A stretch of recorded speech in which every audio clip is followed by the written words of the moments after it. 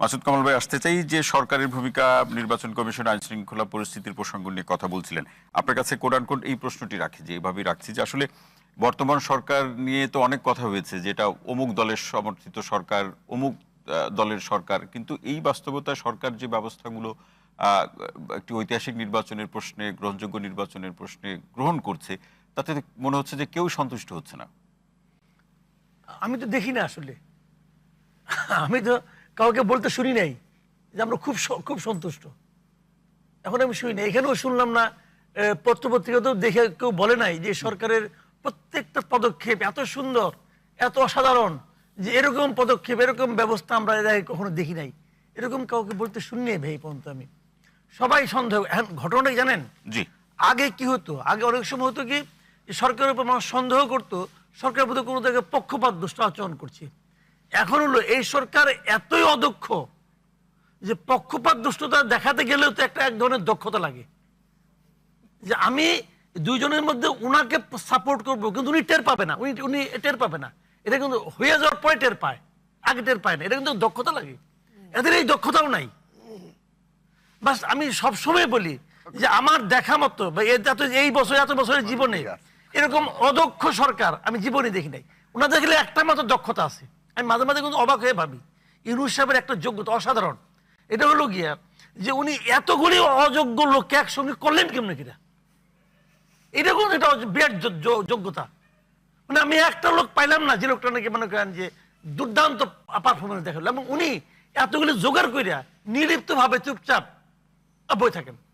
ওনার কিছু যায় আসে না, জিজ্ঞাসা করলে মাঝে মাঝে বলেন যে আমি একটা ইতিহাসের শ্রেষ্ঠ নির্বাচন উপহার দেব। মানে এতজন সম্মানিত উপদেষ্টারা কাজ করছেন, তার মধ্যে একজনকেও আপনার যোগ্য মনে হচ্ছে না?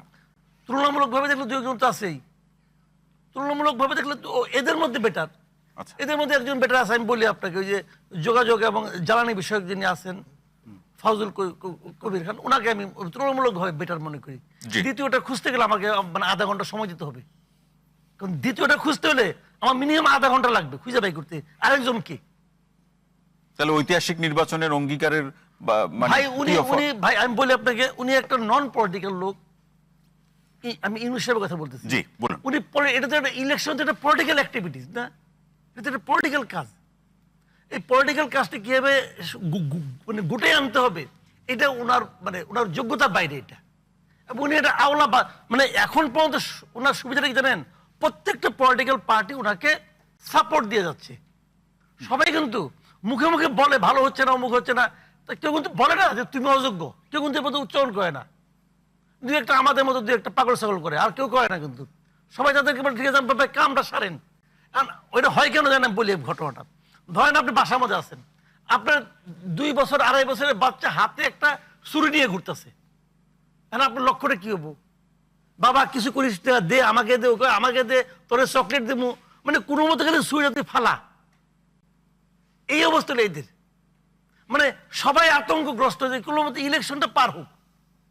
ইলেকশনটা পার হলে একটা পলিটিক্যাল গভর্নমেন্ট, সবাই কিন্তু তাই বলে, একটা পলিটিক্যাল গভর্নমেন্ট আসুক, জনগণ এটাকে নির্বাচিত করবে, যারাই করুক ভাই আমার কোনো আপত্তি নাই। কিন্তু এরকম জবাবদিহিতা ছাড়া তো কোনো গভর্নমেন্ট থাকবে না। যে গভর্নমেন্টে আসুক, জামাত আসুক, ইসলামী আন্দোলন আসুক, বিএনপি আসুক, যেই আসুক, তার তো একটা জবাবদিহিতা থাকবে। মানুষ মনে করবে কি যে তুমি যদি এবার খারাপ করো আগামীবার তোমার ভোট দেবো না। কিন্তু এতে কোনো জবাবদিহিতা আছে? কোনো একজন উপদেষ্টাকে দেখছেন পর্যন্ত বলতে পাবলিকের কাছে তার জবাবদিহিতা আছে? ওনাদের একজন স্পোক্স পার্সন আছে, বলে কি আমাদের সবকিছু করার ম্যান্ডেট আছে। কোত্থেকে কয়, কিভাবে কয়, তার কোনো উত্তর নাই। ওনার নাকি সবকিছু করার ম্যান্ডেট আছে। ওনার কি করার ম্যান্ডেট আছে ভাই? তো এগুলো যারা বুঝেও না জিনিসটা, লজ্জাও পায় না, কি করবেন? জি।